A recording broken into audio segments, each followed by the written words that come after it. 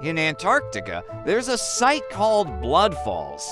This vibrant red waterfall flows out of the Taylor Glacier onto the ice-covered surface of Lake Bonny.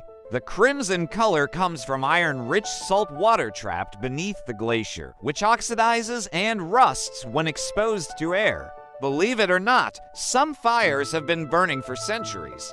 The coal mine fire in Centralia, Pennsylvania, for instance, has been ablaze since 1962 and is expected to continue for another 250 years. These underground infernos are incredibly difficult to extinguish.